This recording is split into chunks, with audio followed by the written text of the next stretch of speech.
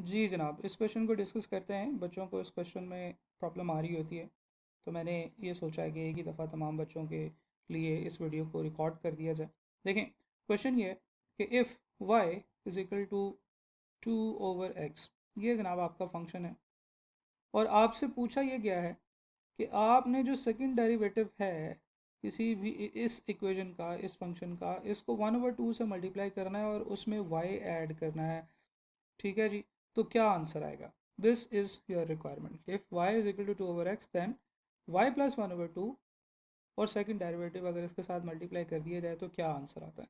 तो नॉर्मली आपने जो क्वेश्चंस पढ़े हैं उसमें आपको फंक्शन दे दिया जाता है और आपको ये कहा जाता है कि भाई इस फंक्शन का डेरिवेटिव फाइंड कर दें। लेकिन यहाँ पे ये है कि इस फंक्शन का सेकंड डेरिवेटिव आपने फाइंड करना है। आपको पता है ना कि इसका मतलब क्या है कि आपने सेकंड डेरिवेटिव फाइंड करना है और फिर उसको 1/2 से मल्टीप्लाई करना है और फिर उसमें ऐड करना है y, और y क्या है 2/x। तो एक्चुअली हमने एक मल्टीपल स्टेप की कैलकुलेशन करनी है कि सबसे पहले सेकंड डेरिवेटिव इसका फाइंड करना है, फिर उसको इस स्टेटमेंट में पुट करना है और उसका आंसर फाइंड आउट करना है। तो करते हैं जी। देखें, हमारे पास है g function y is equal to 2/x। तो मैं इसे लिख सकता हूँ कि y is actually 2 into x raise to power -1। क्या ख्याल है? ऐसे ही करते हैं ना हम, कि हम लोगों के पास अगर एक वेरिएबल है जो कि नीचे आ रहा है, डिनोमिनेटर में आ रहा है, तो उसको नोमिनेटर में लेके जा सकते हैं, लेकिन हमें उसका साइन चेंज करना पड़ता है। अगर वो पॉजिटिव है तो नेगेटिव करना है, अगर नेगेटिव है तो पॉजिटिव करना है। यहाँ से हम इसका फर्स्ट डेरिवेटिव फाइंड करते हैं। तो इसका फर्स्ट डेरिवेटिव होगा -1 मल्टीप्लाई बाई 2, यानी कि -2 और एक्स रेज टू पावर -2। यहाँ से हम इसका सेकंड डेरिवेटिव भी फाइंड कर लेते हैं कि the second derivative is equal to -2 multiply by -2 is equal to 4 x raise to power -3। और अगर मैं इसको दोबारा कन्वर्ट कर दूँ उसी नोटेशन में जिस नोटेशन में ये पहले था, तो ये बनेगा 4/x raise to power -3, sorry 4/x cube, और ये आपका बन जाएगा जी सेकंड डेरिवेटिव। ये आपने फाइंड करना था, लेकिन ये आपका आंसर नहीं था, ये जस्ट एक स्टेप था जिसके अंदर आपने अब कैलकुलेशन करनी है। तो मैं ऐसे करता हूँ कि अब मैं ओरिजिनल कैलकुलेशन करता हूँ। हमने एक्चुअली फाइंड आउट क्या करना है, हमने फाइंड आउट करना है y प्लस 1/2 और सेकंड डेरिवेटिव ये फाइंड आउट करना है। तो y क्या है?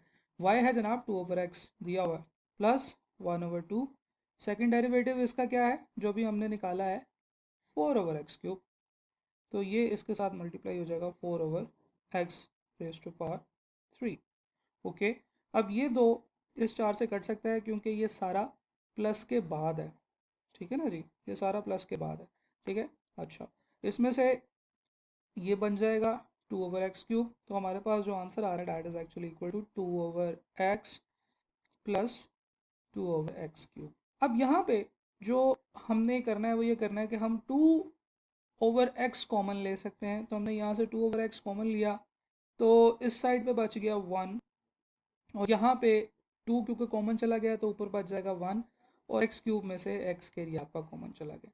This is your correct answer. ये आपका करेक्ट आंसर है जो आपने फाइंड आउट करना था। लेकिन अगर आप देखें तो ऑप्शंस में कोई भी ऑप्शन आपको इससे मिलती जुलती नज़र नहीं आ रही है।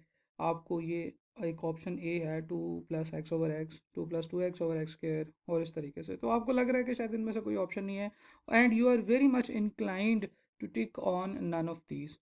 लेकिन देखिए जनाब, यहाँ पे बहुत इंपॉर्टेंट चीज़ है जो मैं आपके साथ शेयर करने लगा हूँ कि एक स्टडी के मुताबिक एमसीक्यूज़ के अंदर अगर ऑप्शन आए और वो लिखी हो नन ऑफ दीज, तो इसके बहुत ही कम चांसेस होते हैं, रेयर चांसेस होते हैं। तो जब आप नन ऑफ दीज पे टिक कर रहे हैं तो हमेशा डबल चेक कर लिया करें कि क्या वाकई ही नन ऑफ दीज ही इसका ऑप्शन बनती है, क्योंकि अक्सर औकात इन तीनों में से कोई एक ऑप्शन होती है और नन ऑफ दीज ऑप्शन नहीं होती है, करेक्ट आंसर नहीं होता है।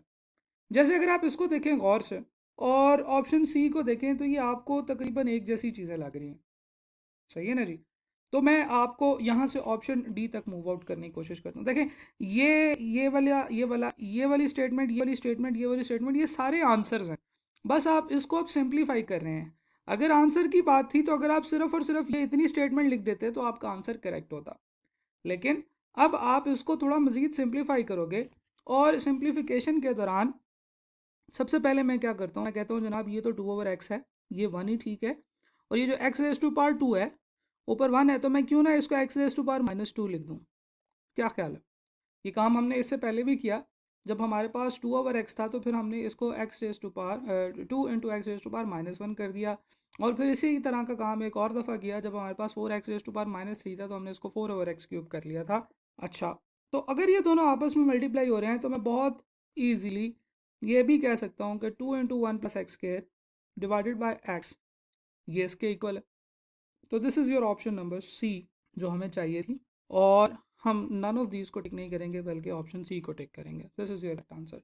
तो इस क्वेश्चन में एक तो हमने इस क्वेश्चन को सॉल्व किया, दूसरी चीज़ ये सीखी है कि भाई अगर कभी आपके पास ऑप्शंस के अंदर नन ऑफ दीज की ऑप्शन हो तो इसको टिक करने से पहले अपने आप को आपने डबल चेक कर लेना है।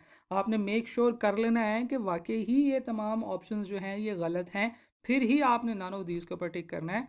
क्योंकि 21% of the times none of these एक करेक्ट ऑप्शन होती है, बाकी 79% of the times none of these एक करेक्ट ऑप्शन नहीं होती। Right, thank you very much.